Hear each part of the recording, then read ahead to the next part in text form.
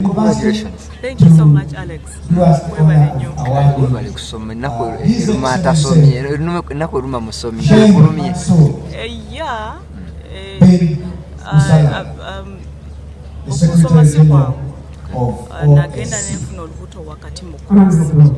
I remember one of my worst experience class, but why not to in a lecture of Dr. Tom Movies. You have to attend because mu physical class, you engage with him more. So nabona class. Nenge bya tuition tebyamenya kubanga Dr. Lawrence Muganga ne Dr. Sudhir Raju had scholarship.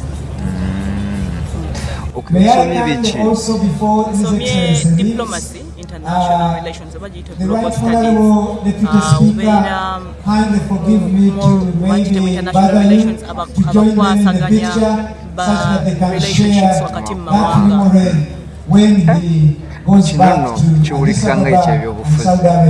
are you looking at quitting your job or ambassador somewhere? Actually, diplomacy is supposed to be a neutral course. Eri abantu nti omuntu talina kuba politician lwakuba nti ebintu bwe byatuuka most of them are state appointed. Naye ng'ebiseera ebisinga omuntu alina okusoma n'ategeera relations. Omala otegeera relations, olina okubeera ng'osobola okuleeta amagezi ago ge wasoma mu kifo ekiri neutral ekitaliiko political background. So are you looking at doing exercising byosomye? It is a very complicated field that most of the times government erina emirimu gyayo ate era nga bw'omanyi simanyi naye nga waliyo n'emirimu egibeera mu UN. Of course I cannot be in the media paka at some point nja kukula nveemu naye ninayo courses endala of course ndi musomesa by profession so nayagala okukola eno nga mpulira njagala okugitegeera ate nsuubira nti ngenda kuzaako masters endala mu communication kubanga nsikirizibwa nti kyemanyi era kyenkoze okumala emyaka 11 so ngenda kwongerayo communication era nga nsobola okugatta education blending ne diplomacy ne communication professional level. Okay, nga omaliriza omukyala ali eyo mu kusoma kwo oyizeemu ki ky'osobola omugamba? Nali kolako interview ku program y'okumakya nenjogera ne Dr. Magichigozi.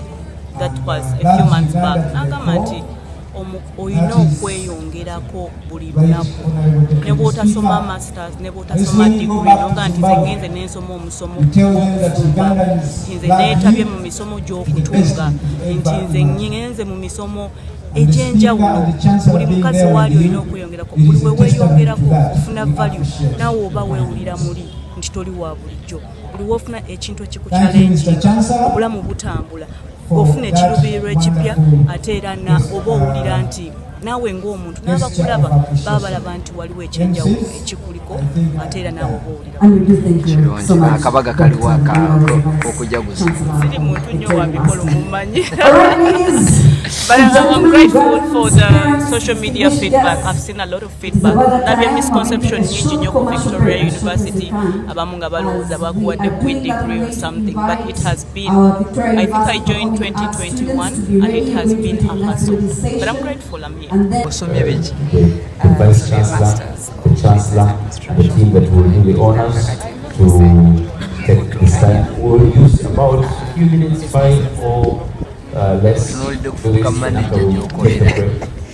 For now, most of you want to sip some water and then receiving the program. So, Vice Chancellor, you are. Platinum Wellness Spa offers therapeutic massage services complimentary with sauna and steam bath for your full body cleansing. You can now get a Swedish massage, hot stones, sport massage, aromatherapy, salt ability hot stone therapy, Moroccan bath hammam, jacuzzi, and many more therapeutic massage varieties. We are located along Lukuli Road near Teletubbies Primary School, off Rumala Access, Congz. Call us on 0708-842-821. Platinum Wellness Spa, here to take care of you. Amanyanze Nsuga Mustafa, nkola ne Alihira Holdings Uganda Limited. Tuli bakozi ba biodigester wamu n'okuzimba okwenjawulo. So olwaleero tuli waneeno nga tuli nkola biodigester. Ekyenjawulo ekiriwo nti yo eri mu basement wakati okusinziira nga bulijjo abantu mu kiraba ti eno parking lot. So eri wansi eri parking lot eri mu basement. Leero tukoze size y'abantu 5 ng'era erina capacity okusavinga ekizimbe kino kyonna nga wekinaabeera. Waneeno ng'era emigaso gya bulijjo gya biodigester tebagenda kunuunamu. Atwetaaze ku namba z'essimu 07017669992 ne MTN 0789224230. Enamba ezo zonna kweziri ku WhatsApp. Morris Cakes and Events Limited bakola cakes eza birthday, okwanjula, baby shower, bridal shower, mu buli design yonna gy'oyagala, traditional cakes n'ebika ebirala. Kosa n'okutegeka emikolo ne girabika bulungi. Basangibwa wa Kaliga okumpi n'akatale k'aba veteran. Ku namba z'essimu z'olaba wansi awo ku call ne WhatsApp. Kola order cake kutuukako yonna gy'owangaalira. Naawe ogenda kukaaba wali eri babatikkira ne mu speech ne mukaaba.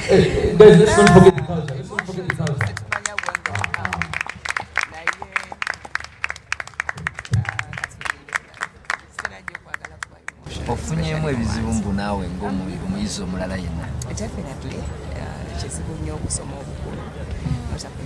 Thank you very much. Victoria University is a university that is always grateful, and gratitude is the virtue that always defines us. And earlier actually had what you thought was the slip of the tongue, and talked about She's successful. our very honorable speaker. There is no limit to success. Every level you get to is success. Their hands together for Makerere University. All of us have contributed. All of us. We cannot live here if Makerere also did do a great job for us. Again, we recognize Kampala International University. Recognize ISBAT. Recognize Team University. Recognize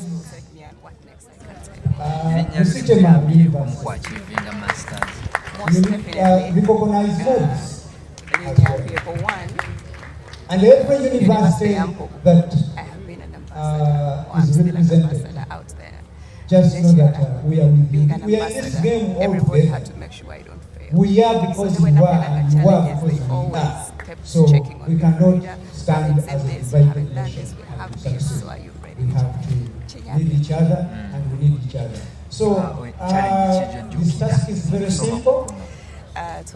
Usually the spirit of being grateful is very, very important.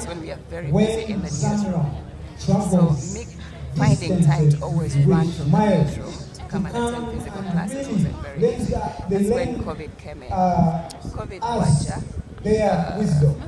It's switching online.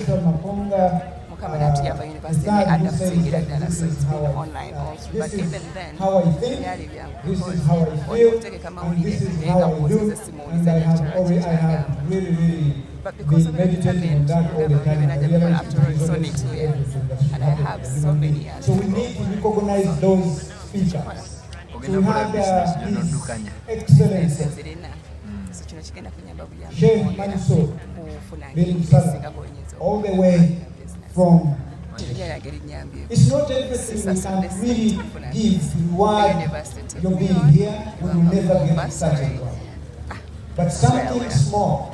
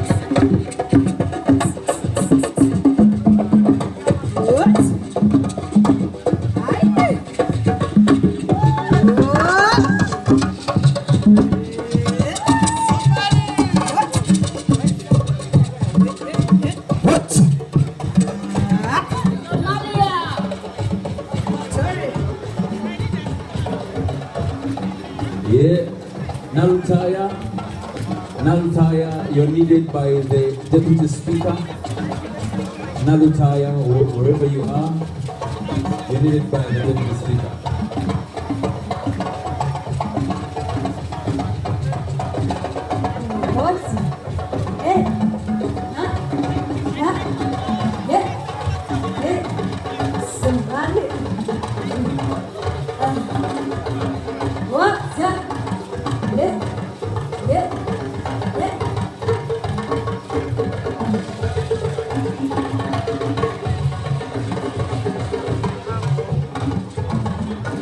Amanya nze Nsuuga Mustafa nkola ne Alihira Holdings Uganda Limited. Tuli bakozi ba biodigester wamu n'okuzimba okwenjawulo. So olwaleero tuli waneeno nga tuli nkola biodigester. Ekyenjawulo ekiriwo nti yo eri mu basement wakati okusinziira nga bulijjo abantu mu kiraba ti eno parking lot. So eri wansi eri parking lot eri mu basement. Leero tukoze size y'abantu 5 ng'era erina capacity okusavinga ekizimbe kino kyonna nga wekinaabeera. Waneeno ng'era emigaso gya bulijjo gya biodigester tebagenda kunuunamu. Atwetaaze ku namba z'essimu 07017669992 ne MTN 0789224230. Enamba ezo zonna kweziri ku WhatsApp.